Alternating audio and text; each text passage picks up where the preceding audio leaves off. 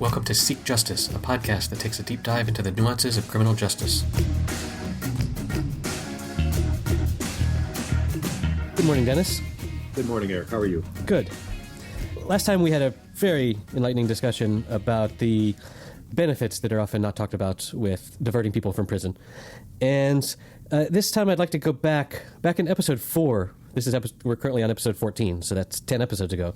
We discussed racial disparity and how that is so evident in the criminal justice system and how we can potentially do something about it. And again, this 5-state report that you helped write with Mark Maurer and a couple others, it keeps coming up. And you mentioned, I think in that report, that ways to remedy racial disparity. And yet no one seems to be doing anything about it. And I'd like to talk to you about, first of all, how does that make you feel as one of the authors that no one is following your advice, but also why do you think that is and what can we do about it? Well, it's quite a topic, and I think pretty interesting. The 5-state report and the co-author, the third co-author, Steve DeBoer, who is responsible for the research and a good part of the writing, and an exceptional researcher on this issue and other issues. All the data that's in there came from Steve. And what we found was that because these 5 states each attacked different parts of the system to reduce their prison populations, some legislative, some executive approaches, etc.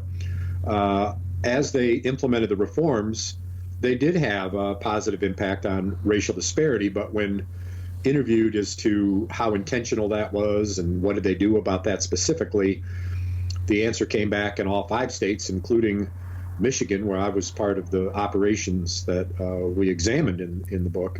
The answer was the same. Well, we didn't really go after it. It just kind of happened. It just fell out as part of the results of implementing the other things. Well, and it's sort of like, if the wheels move forward with racial disparity churning a very inequitable approach to persons of color in the system, then when you undo any one of those things, then that starts to reverse. And so reform, the First Step Act, for example, which is one of the very few policies that Trump and company have pursued. Jared Kushner, to his credit, his father, as we know, had been imprisoned by the hands of prosecutor Chris Christie, among other things, and which explains why Kushner kicked him out of the transition role as soon as he could. But he's doing this from a heartfelt position. One would assume his family's been touched by incarceration, and that's very good. Right. And the impact, as we're discovering, was very, very heavily on African Americans. And now they're celebrating that and pursuing that politically, for their gain, which is what politicians do. But the question, would be, well, was that intentional? Well, I'd have to dig into the history and the congressional record to look at intent, but that doesn't mean that going after that issue was intentional. I'll give you an example. So I'm doing some research and some dialogue with the state of Rhode Island. Mm-hmm. The governor there, Raimondo, is a very forward-thinking woman who has tackled justice reinvestment reform and focused on probation system improvements. And in the report that Pew issued for Rhode Island, about Rhode Island, the very opening page shows a picture of the impact of the justice system relative to prison population on whites and blacks. But in this report, it says that, and then it never mentions it again. They go on for 12, 14 pages. They changed legislation. There were 6 bills, never mentioned again. And similar to these 5 states we looked at, where, of course, when somebody is laying out the problem, they're going to talk about the racial disparity, and then they push it to the side. And so in my communications, I asked, so what happened to that? I mean, why wasn't it attended to when it's so stark? And Rhode Island has some very, very conservative approaches to justice. And for example, they're the second highest jurisdiction in the country or the world when it comes to the percentage of people who go through court and put on some type of probation supervision. Okay. So one would say, well, it's better to have that disparity on probation supervision other than prison. But at the other hand, a very high percentage of people on probation are failing on probation and having their probation revoked or resentenced, and now they're going to prison.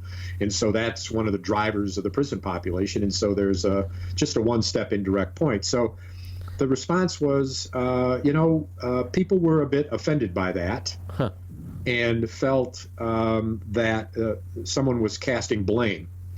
And we talked at length, a couple different folks there, about the fact that that's not an uncommon position, particularly when someone assumes that the cause of the racial disparity in the prisons stems from police, which is what most people would think right away. The police have been in the sure. Yep. And if not the police, then those nasty prosecutors, Right. And if not the prosecutors, then those conservative judges, right? And Right. so those are generally the three targets. But what we found in the Sentencing Project, Mark Maurer, one of the foremost authors, if not the foremost author on racial disparity in the United States, worked collaboratively with a group. I was one of the co-authors of a report about how to reduce racial disparity in the justice system, a point-by-point guidelines, if you will, very operationally focused. And when we were doing that work, we looked at racial disparity in a couple of jurisdictions to test out our theories. We created a racial disparity index so that we could see at every decision point how disparate was it according to race. Yep. And what we discovered was that in the jurisdictions we looked at, no reason to think that this is different anywhere, is that each part of the system was a little racially disparate. And the cumulative effect on that decision making from arrest to point of prosecution, to plea bargaining, to sentencing, to supervision, to release decisions, to post-release supervision, to termination, to revocation, all those decisions were a little bit racially disparate. And so at the end of the day, where do they end up? They end up with the prison system that is terribly racially disparate.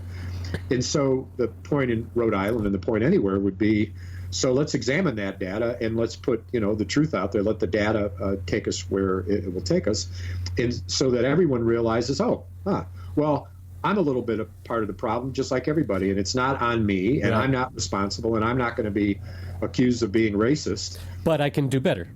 I can do better, and I am willing to do better if I'm willing to do better with other partners in the justice system who each are willing to do better. And what this guide does is it lays out very clearly at every major point of the system how to examine and assess what you're doing by way of policy, resource allocation, decision making, and based on that assessment, what can you do to reduce that disparity to the extent that it exists? By way of policy, resource allocation, very specific operational steps. And so not the typical kind of thing that we have talked about and I've railed against a bit, which is it's all about the problem and everybody's trying to inform everybody about the problem. At the end of the day, we have rock stars and very famous people all focusing on, understanding the problem. And then when the resources come, so let's fix it. Nobody can find any money to do anything about it. And they're just doing more damn research to show. It's all about raising awareness. That's right. All about awareness. So in Rhode Island and others was it possible in these 5 states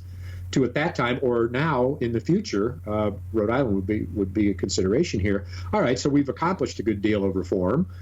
We have reports here that show an unintended but not unexpected impact on racial disparity. Why don't we target that?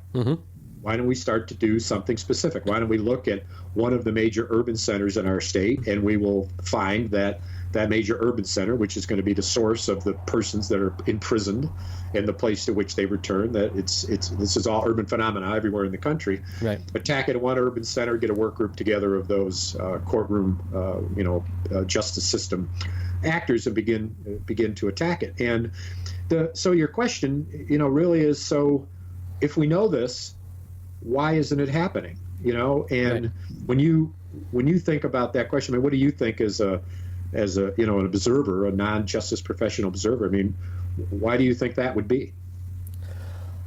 Well, I mean, I think it's a little bit like all big problems, like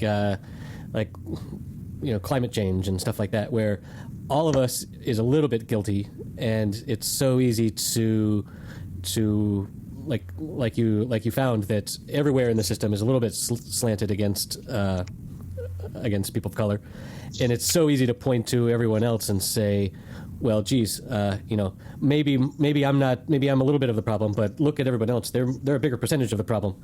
And I think it's really easy for us humans to not do our part, to convince everyone to recycle or to do something that if en masse we all did it would be great. It's so hard because it feels like, what can I change? That's such a little bit of a change. Is that really going to affect anything? But in order for actual change to happen, everyone has to do their part. Well, and in fact, I think that's true to a certain extent. I think it would be more true if persons understood that that's the way that disparity is distributed, but they don't know that. They all assume that it's that it's everyone else, and they don't see any of their own effects. Or I think it's the opposite. I think they think it's them. I think the police may, or the courts may, or prosecution may think, well, this is going to put a spotlight on approaches that we have that are racially disparate, and I don't want that spotlight. So better to keep up the status quo rather than to admit that you're doing reform because you have a problem?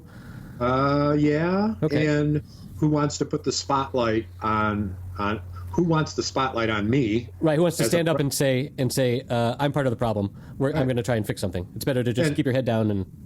Right. And we'll come back to that, because that point, I want to join that point with another point.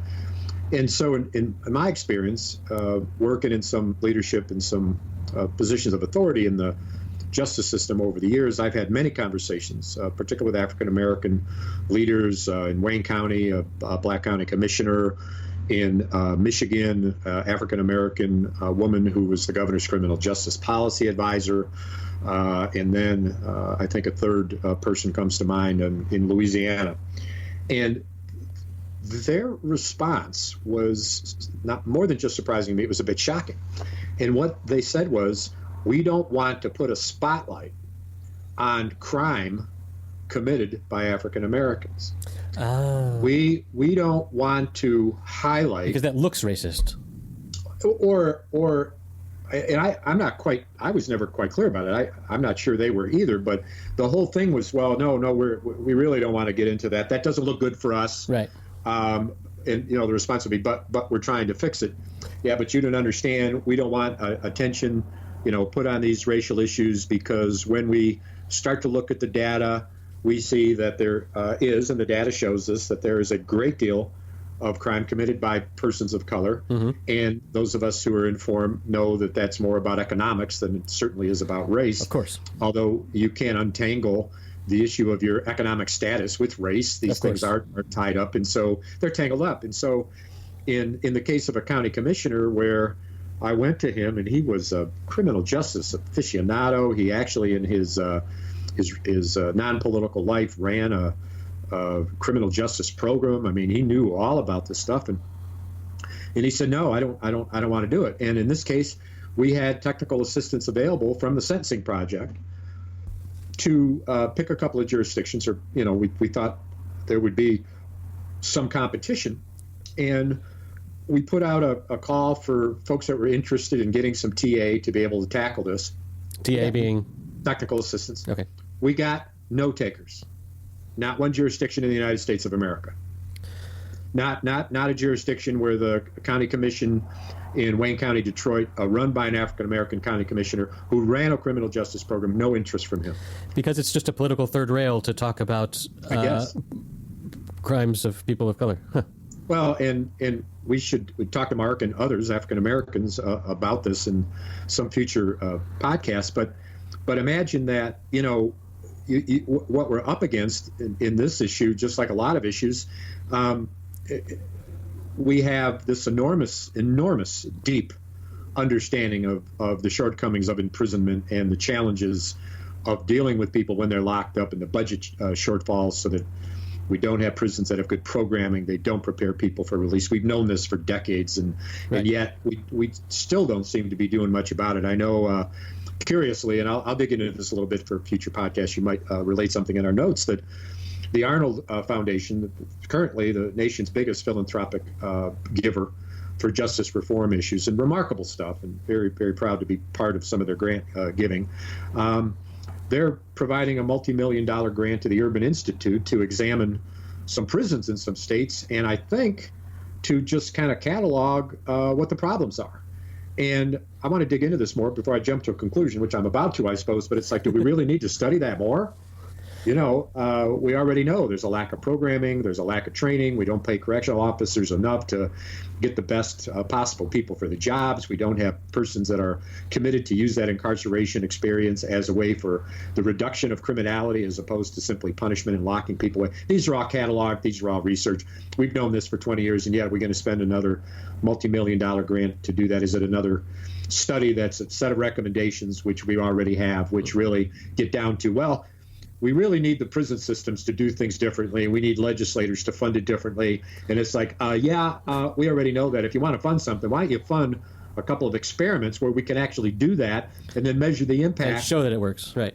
And replicate the South Carolina study that we talked about in the last episode to show that the benefits to the general population, if for no other perspective, financial, is enormous. And let's do it, and let's see what actually happens, and let's focus on action. And so, and I want to bring in the new Jim Crow and Michelle Alexander's points about this, but here's the dilemma. How do we get people in the world where we have significant resources that are coming all the time, federal philanthropic resources, to actually stop just focusing on public awareness and the definition of the problem, and get on the ground and get the hard work done of changing the way that these decisions are being made? How do we get that done? That's what I'd like to engage a whole series of other people coming into this podcast and ask them that question. That's where I want to get to, and before I turn 70, and I'm unable to put two thoughts together, right? I mean, no despairing people who are 70 who are sharp. I strongly suspect I may not be one of those. Yeah, it's so much easier to observe, and it's so much harder to actually get in there, get your hands dirty, and actually make a change. So, I had a quick aside while we were talking about Rhode Island. In any American schoolboy, I was taught that Rhode Island is the smallest state, and I was wondering if the size of your state makes things easier or harder with doing reform. I imagine they have fewer prisons than California, for example, and I wonder if maybe they're going to be more urban because it's so much smaller and they have a major city. How does the size of the state affect how easy it is to move the dial on things? That's an interesting question, and I think a little, probably not too terribly surprising, but the answer is it all depends. All right, so Delaware, another small state, and similar to Rhode Island in terms of its size and its geographic size, and just 3 counties there. Right. And then Connecticut, also in that part of the country, hour and a half from Rhode Island. And interestingly, all 3 of those states are what we call unified states. That means that their jail and their jail system and their prison system is one system. So they have a detention system, an incarceration system, and people who are arrested and going through court with bail posted, who are unable to post bail, and go to debtors' prison while they're waiting. They are locked up under the supervision of the same agency that takes people post sentencing for short terms, which would still be jails in most places, and then also people longer terms, which would be prisons in most places. So all 3 of those states are unified states, and so this question is applicable in some different ways, right? So, and then by point of reference, Vermont is yet another unified state, still in that part of the country, and then pretty far away, Alaska is another unified state, and I think those are the 5 states that are unified. I don't think that there's any others, and so we're actually talking actively with 3 of those states about joining forces and looking at the unique challenges that they face. So, in this issue of a small state, and whether it's relatively easier or harder, is an issue that should be and will be on the table when, and if I say when, because I'm pretty certain it's going to happen, we get at least 3 of those states together and get them to all answer, reflect, and interact on 2 basic questions. What are you doing that's working, and what are you doing that's not? And then by sharing that information with each other, one state will say, "Oh, well, we're actually doing well in the area you're doing difficult, and let's share information. Nice. We're not doing well, and that's a good way to improve outputs." So here's back to your question. So in Delaware, where I've worked for years, you have a circumstance where, because it's a small state, everybody knows everybody, and everybody really gets along, and they've worked on different issues with each other for their entire careers, and they exchange personnel. Somebody, has a crackerjack employee, and an opening opens up in a brother or sister agency, and leader A talks to leader B and says, "Hey, you ought to take a look at Joe," and then Joe goes over there, and then they're cross-pollinating, and they may even, in one case, one of the leaders in the prison system there, Jim Elder, who is a remarkable leader of evidence-based practices and coming out of the reform movement, and now in a leadership post in corrections, said at one point, he said, "Yeah, well, that guy, I believe somebody who we really needed to focus on, that they weren't doing the job they needed to do. Well, he lives across the street from me, and our kids nice. go to the same school, and I really, and so there's this thing that on the one hand, they work with each other, they know each other, but on the other hand, because of that, they really don't want conflict. They get a little tribal, and they don't, right? Very tribal. And so let's say that in a state where you've got, as you do in Delaware, you've got a remarkable history of attempted reforms to improve reentry, and some remarkable improvements on policy, and some very, very good work. But at the end of the day, they're not satisfied, nor they should be, with the impact on recidivism. And they did a university there, Delaware, remarkable academic institution that's got their hands in policy and practice, which of course I love. They did a study, and they said, you've got 30 or 40 things that are not working very well, which is quite a list. And you need to know these things, because the impact on recidivism is very minor, and it only lasts for a couple of months. And then after that, the people you work with don't look any different than the people you don't work with. So after a decade, right, or whatever it was, of activity, oh my.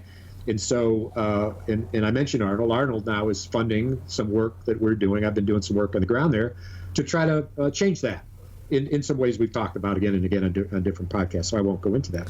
But this issue of accountability is clear that there are people in that system that simply aren't doing what they were supposed to do, what they agreed to do. They're not following the plan of action. They're not doing what was agreed to. They're not doing what the funding intends for them to do.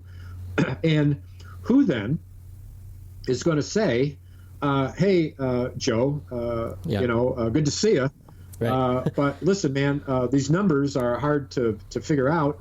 What I'd like to work with you to try to improve things. Now, so they get a little too collegial, and you're not going to say, "Hey, great game, great baseball game our kids played the other day.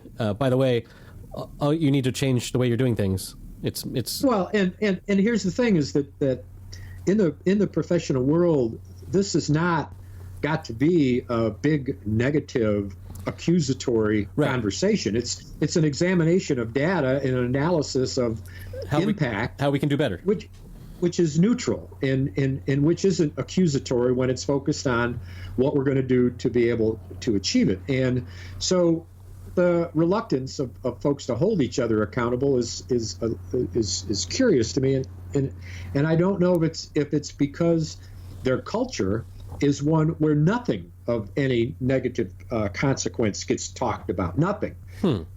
Because it's got to be copacetic. It's got to be, kumbaya, holding hands, and nothing less than that is acceptable culturally.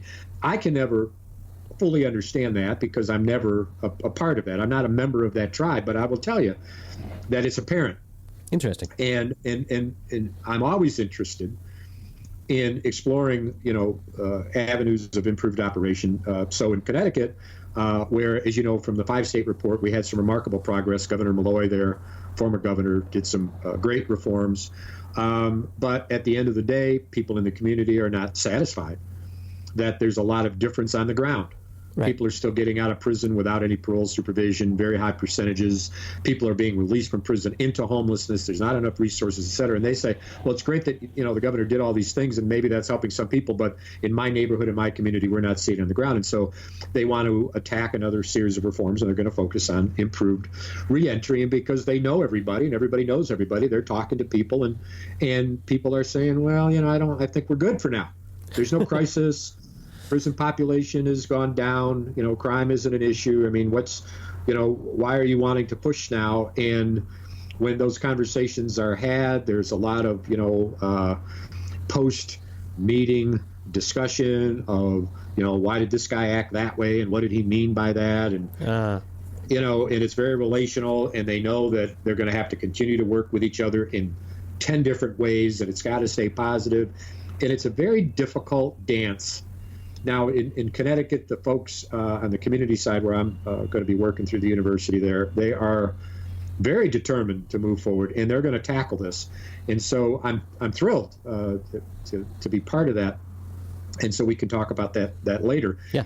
In Rhode Island, I'm just having conversations there. I'm not doing any work there, but I'd like to, see if, for example, as they might they be willing to attack this issue of racial disparity. The governor certainly is all about racial disparity. She's prominently talked about it, and her number one issue as a former venture capitalist, another business person in the governor's office, which I think can provide some remarkable insights in new directions, and particularly a woman governor. I think women, as politicians in general, in my experience, do better when it comes to taking some risk. But it's all about the degree of risk that they want to take. And this governor is jobs. Jobs is issue number one. You can go online, and maybe our notes will reflect this nice little video that she recently did that's on her website. All right, that's all about employment and employability. And so the nexus between racial disparity, prison crowding, and jobs is pretty clear. That's something that she could tackle if she wanted to do yet another round of reforms. But the question is, well, do you want to take that step? Do you want to make that call to action on an issue which generates a great deal of divisiveness when you're examining the problem and the assumptions that you have about the problem? And my recommendation there and everywhere is, well, let's start behind closed doors. Mm-hmm. Let's just have informal conversations, no decision making. Let's not, bring the Open Meetings Act, which most states have, into play. But let's just talk about these issues and see what the appetite is. And let's look at some data. And based on that data, let's see what the approach would be before we do a call to action. And it just reminds me so much of what folks that are all about, system reform, true system reform, what they say and how they say it when they look at a call to action. Mm-hmm. And I think it's worth looking at. I've got a couple of at least one quote I'd like to give you, but does that make sense what I'm saying about the way to go about this? Yes. First of all, that was fascinating to learn about how the small states have their pros and cons, and also brilliant segue back into our topic of having a call to action and something to actually do about the racial disparity.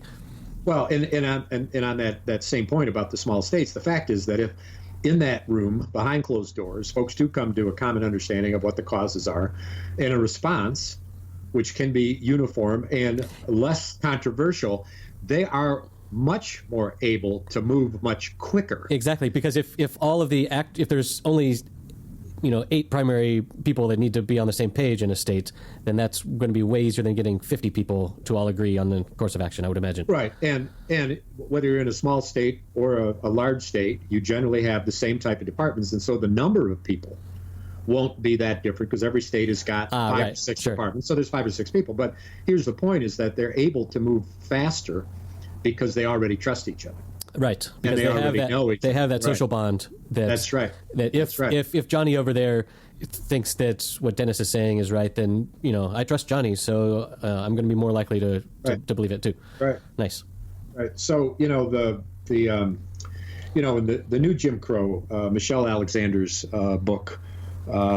I haven't read that book, but I've read several of her op-eds and articles and things, and she seems really on the ball with all this stuff. Oh, she's incredible book, and in fact, the introduction, the foreword by Cornel West, is fascinating to read. And Cornel West is a figure you often see on television newscasts. He's an outspoken activist, African American, and astounding in his breadth and depth, and also his passion. And Alexander is no shrinking violet when it comes to pushing for reform. The documentary, we should note, 13, features a great interview of Michelle Alexander on this stuff. And so folks that are not particularly prone to read a great deal can see that on Netflix. 13, it's free. Just take a look at it.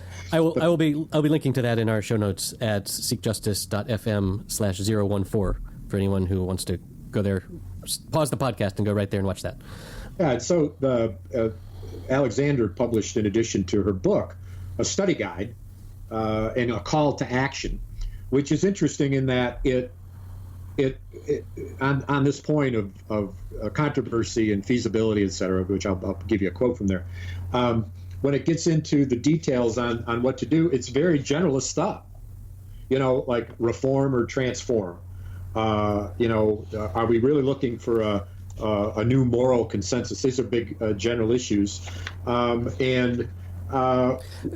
So I have a question. Is that a common thing? Because that sounds just like what you did, where you and Mark Maurer and the other guy whose name I've forgotten already, Scott somebody, where you wrote a paper explaining what the problem was, but then you came out with a step-by-step. Yeah. Is that a common thing, or is it just? What's more common is that they come up with a lot of focus on the problem, in this case with Alexander et al., Maurer as well, do an exceptional examination of the problem and the cause of the problem, which lead to recommendations for action. In the case of Alexander, and in this plan of action that she proposes with a lot of generalist stuff, I mean, when it goes into, there's a paragraph, it's like, it's 3 sentences. Mm-hmm.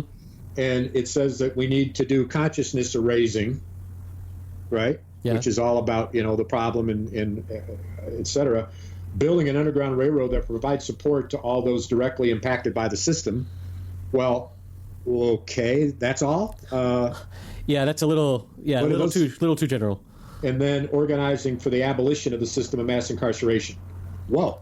So those are two pretty racially charged terms, the Underground Railroad and abolition, right? Absolutely. And so do those things in the group that's going to work, do they generate trust? That sounds more like a dog whistle to her followers.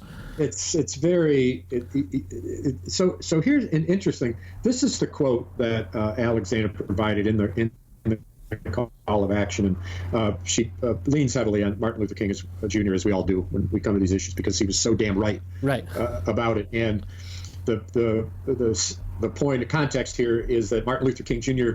knew what it felt like to face what seemed to be an impassable barrier, and in such situations he understood all too well the tension between what appears politically feasible and what is morally right and necessary. As he observed, and this is the quote, cowardice asks the question, is it safe? Expediency asks the question, is it politic?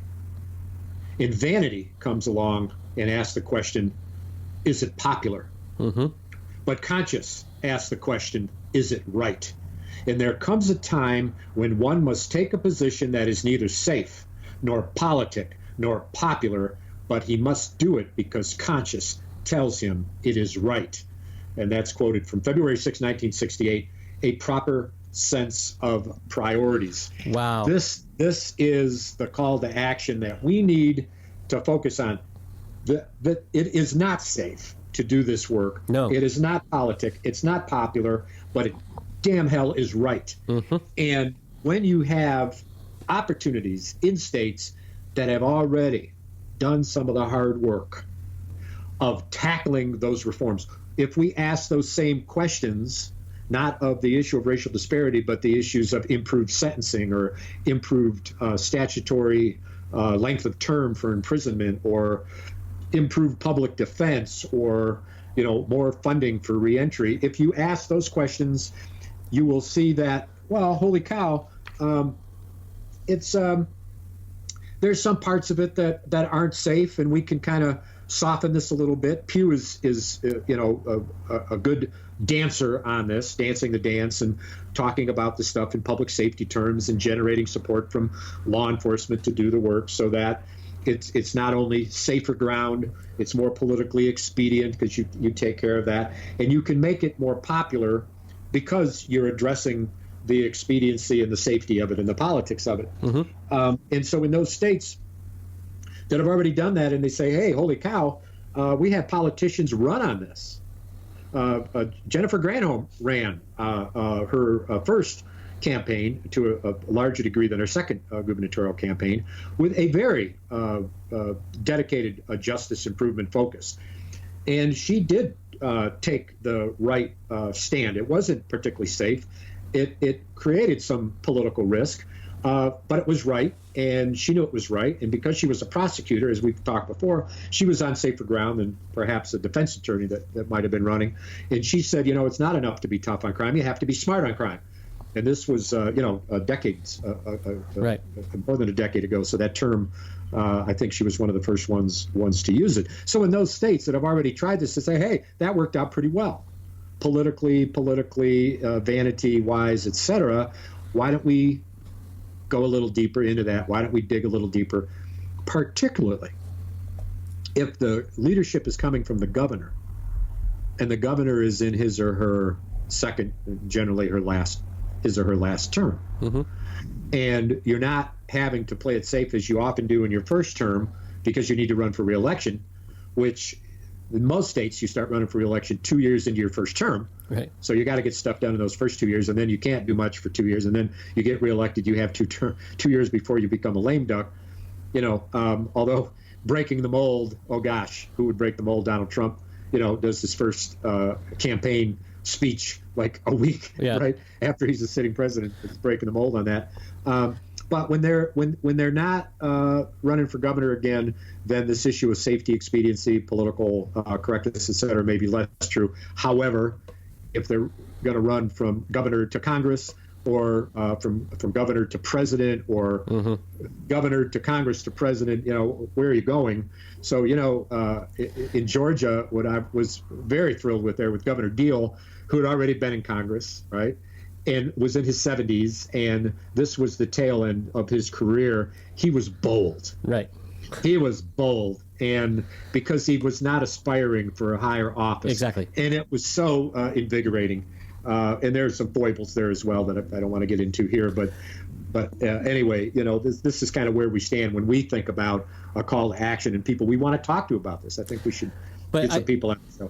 So I have a question. I mean, you say that it's not politic to talk about these things, but already we've covered the if our goal is to reduce prison population, let's just declare that as and out of that is going to fall less racial disparity and things like that.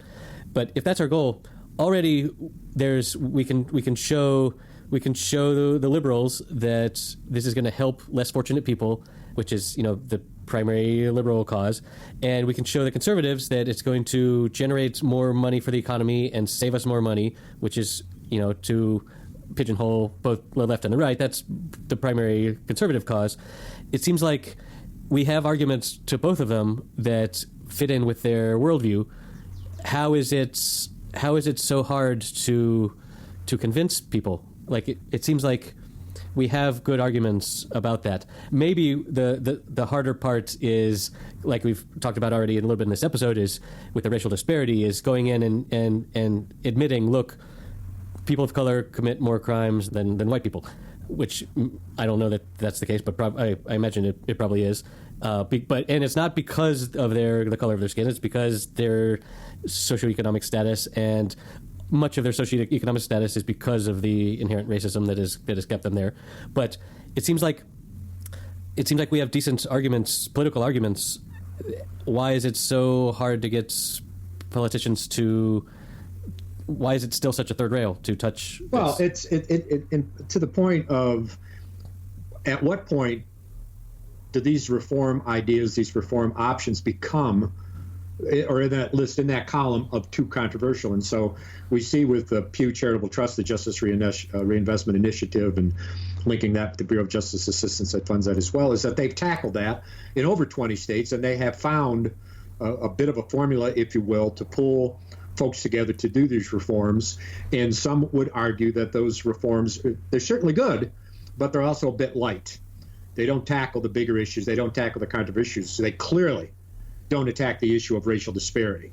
They're more than willing to publicize it, and I think, to your point, to say that in such a way that it does interest liberals, if not persons of color, who say, that perks up my interest because you're going to attack that. But then when it comes time to actually do something about that specifically, they say, well, no, I mean, it'll just be an indirect cause. I mean, this will help folks in a disparate way.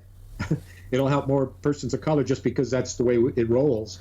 And the 5-state report points that out. So to your question, what does it take to move to one greater step of reform and to move into a more controversial? It calls for what Martin Luther King Jr. has said here. Mm-hmm. We need to be much more morally driven on an issue that is not going to be as safe. Now, I don't want to minimize the difference in the United States over the past 10 years because of what Pew and the Justice Reentry Initiative have done. They have explored this. We've got reams of politicians and published material that show that you can do reforms in a bipartisan way, that while they may not be the most controversial reforms, they do have positive impact over time. And while Pew often conflates savings with cost avoidance, and the reinvestment that they take is very rarely realized, mm-hmm. Which is in itself another example of a lack of accountability and a lack of courage, mm-hmm. if I may.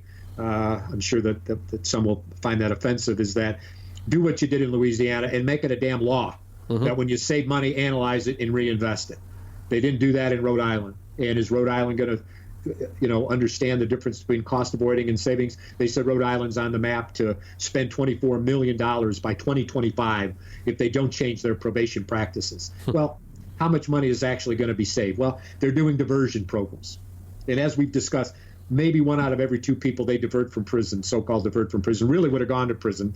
And so the best impact you could have is 50%. So what's the true savings over time? You're going to keep 300 people out of prison. Does that change the budget of the prison system? No. Right. Is there any real cost savings? And if there is that reinvested? And it's no, no, and no. And yet the name of the initiative is in reinvestment. And so maybe that makes people gun shy.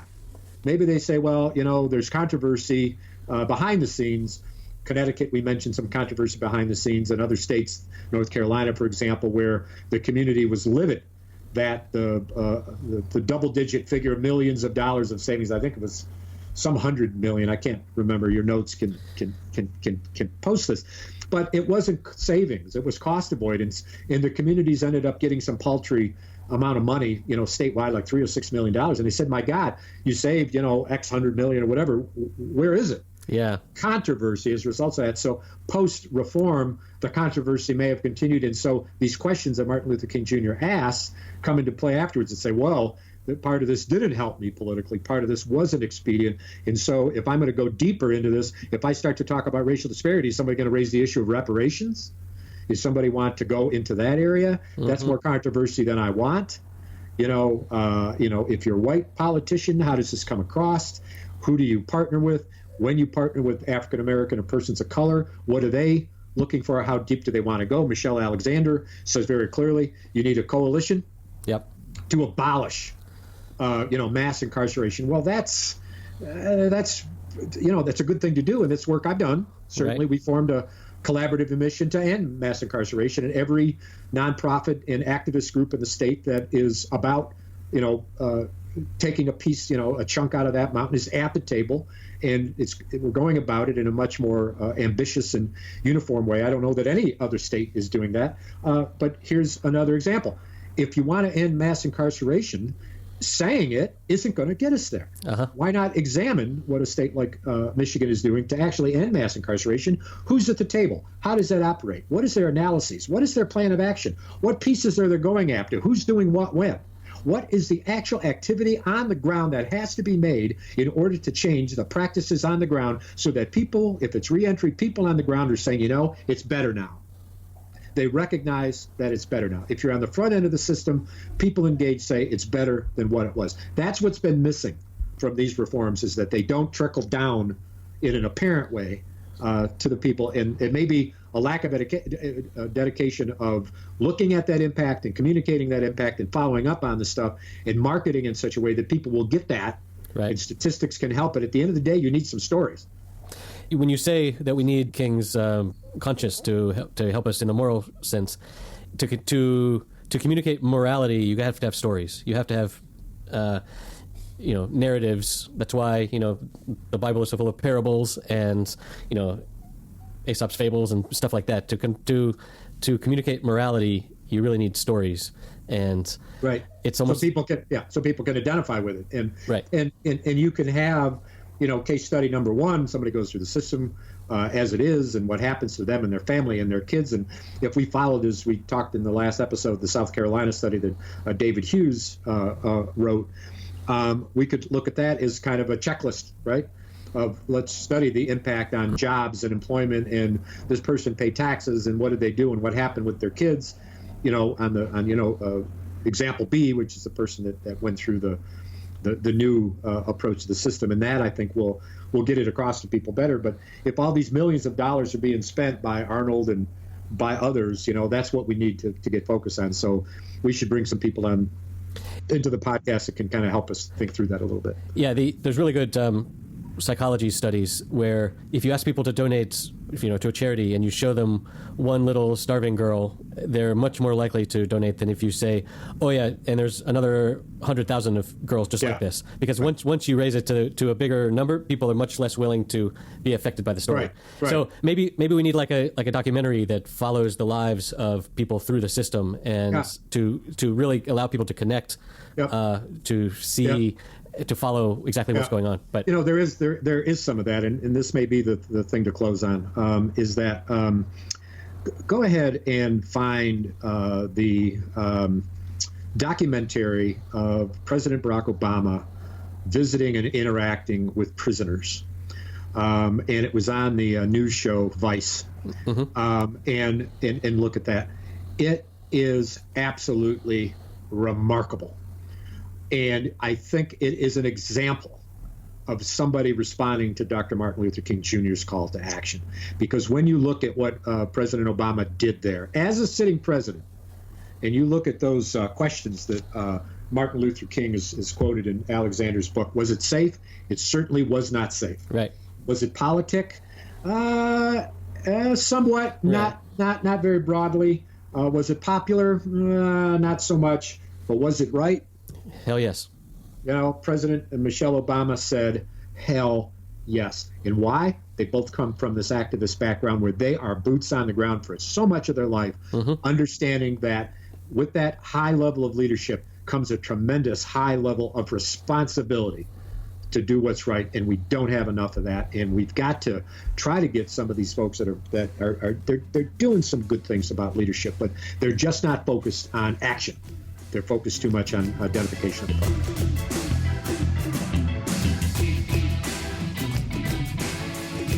Thank you for listening.